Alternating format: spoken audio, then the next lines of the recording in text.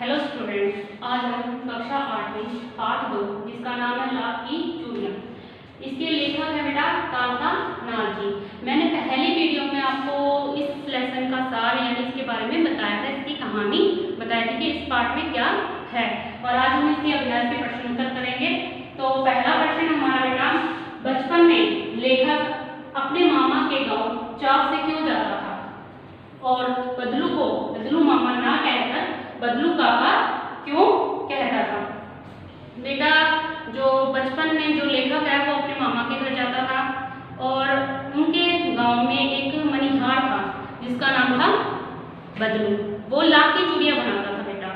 तो बदलू है वो बच्चे को बहुत पसंद करता है, लेखक को बहुत पसंद करता है बचपन में से। और जो लेखक है वो प्रतिदिन बदलू के पास जाता है। तो बदलू उसे पसंद करता है, इसलिए उसको जो रंग बिरंगी लाख की गोलियां हैं वो बनाकर उसको देता है, जिसको वो बहुत खुश होकर लेता है। और उसके पास बहुत सारी वो चीज़ हो जाती है, यानी बहुत सारे वो क्या हो जाती है उसके पास लाख की गोलियां। और फिर वो शहर जाता है तो उसके पास बहुत सारी वो लाख की गोलियां होती है और दूसरे बच्चों को दिखाता है, जो मतलब बहुत ही कम बच्चों के पास थे। और इसलिए वो गाँव चाव से जाता था। बदलू मामा ना कहकर बदलू काका क्यों कहता था। अब बेटा आपके मामा के घर आप जाते हो तो आस पड़ोस के कोई भी हो तो उनको मामा ही कहते हो आप, पता है ना। हाँ जी। तो फिर वो जो लेखक है अपने मामा के घर जाता है, लेकिन जो बदलू है वो उसके मामा के गांव में रहता है, तो यानी उसका क्या बना बदलू मामा, लेकिन वो उसको क्या कहता है बदलू काका। तो बेटा जो छोटे बच्चे थे यानी मामा के गांव में जो छोटे बच्चे थे वो उसको क्या बोलते हैं काका कह के बुलाते हैं। तो बदलू काका कह के बुलाते थे।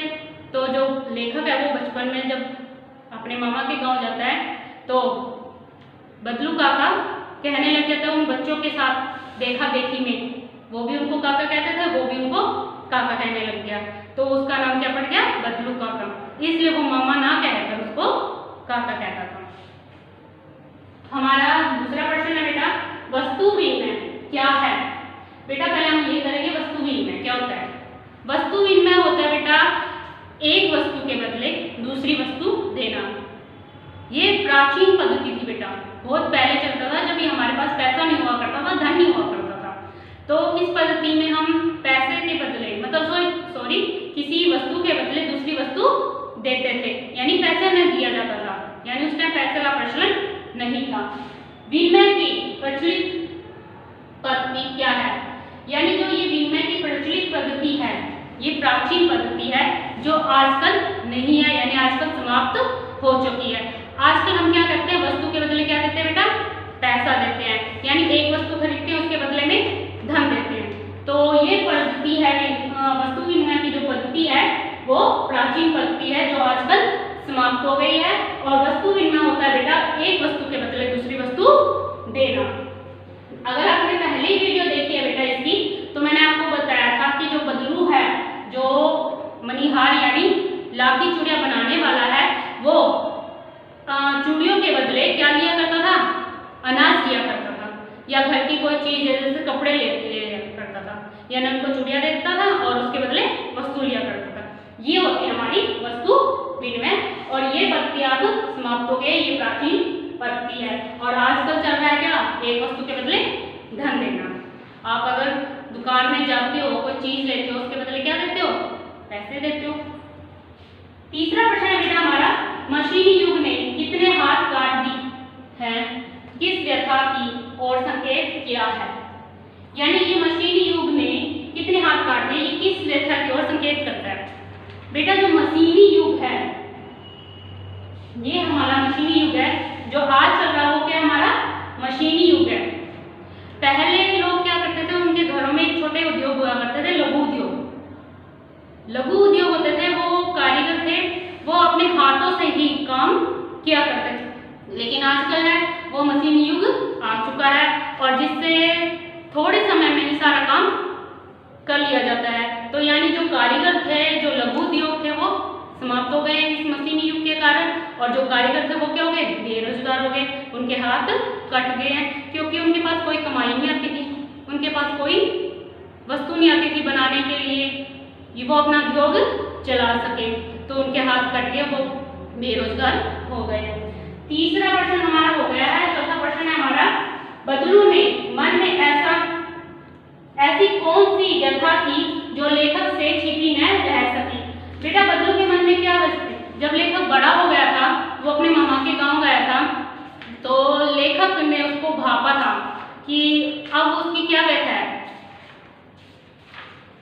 तो पहले वो काम करता था, चूड़ियाँ बनाता था, मणिहार था, और उसकी जो चूड़ियाँ थी वो हर जगह प्रसिद्ध थी, यानी दूसरे लोग भी उसको, दूसरे गांव के लोग भी उसको खरीदने के लिए आते थे। लेकिन आजकल मशीनी युग के कारण उसका जो काम था वो ठप हो गया था, उसका जो उद्योग था वो ठप हो गया था, और उसकी जो व्यथा थी वो बहुत ही बुरी हो चुकी थी, उसकी जो हालत थी वो बहुत बुरी हो गई थी।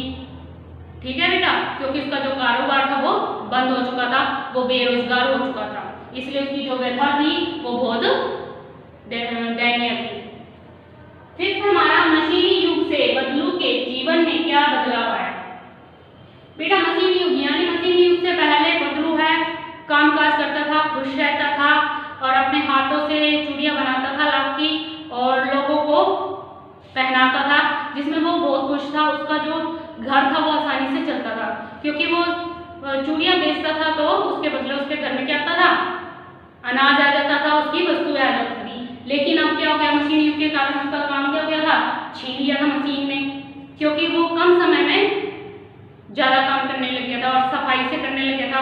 उसकी बनाई हुई चूड़ियाँ थी वो कैसे थी, चमक देने वाली थी, सुंदर बन गई थी, तो लोगों ने आसपास के गाँव में वो चूड़ियाँ पहननी स्टार्ट कर दी थी, यानी जो कांच की चूड़ियाँ थी वो पहननी स्टार्ट कर दी थी, जो मशीन से बनाई जाती थी। तो फिर जो बदलू था वो क्या हो गया था, हताश हो गया था, बेरोजगार हो गया था, और बेरोजगारी के कारण उसके घर में खाने पीने की कमी हो गई थी, और खाने पीने की कमी होने के कारण वो बीमार रहने लग गया था।